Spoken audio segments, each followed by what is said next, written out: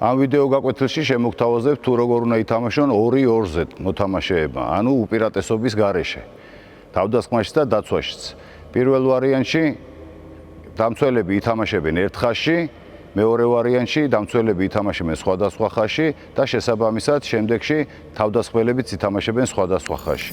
თავდასხმელების დავალებაა ინდივიდუალურად ერთ-ერთზე მოატყუონ მცველი, ან თვითონ შევიდნენ, ან გადმოიყვანონ პარტნიორის მცველი და გადააწოდონ მოთამაშეს ბურთი.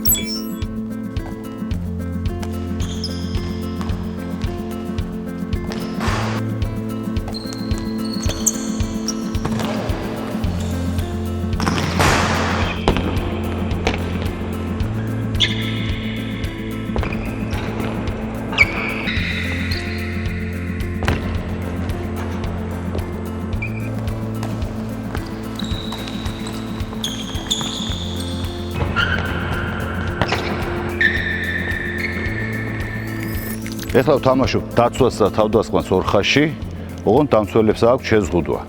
წინა მოწეული მცველი 19-მეტრიანი ზონის ქვევით ვერ ჩადის, ხოლო ქვედა მცველი 19-მეტრიანი ზონის ზევით ვერ ამოდის.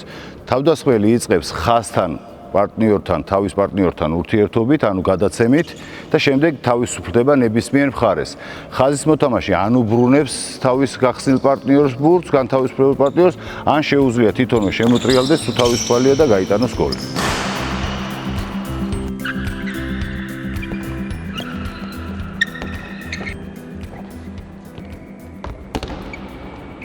ამ ვიდეო გაკვეთილში ბიჭებმა გვანახეს 2-2-ზე თამაში თავდასხმა დაცვის ერთ ხაზში, როგორც კუთხეზე, ესევე უკანა ხაზელებს შორის და მეორე სავარჯიშო იყო სხვადასხვა ხაზში თამაში, მაგრამ დამცველებს ჰქონდათ შეზღუდვები.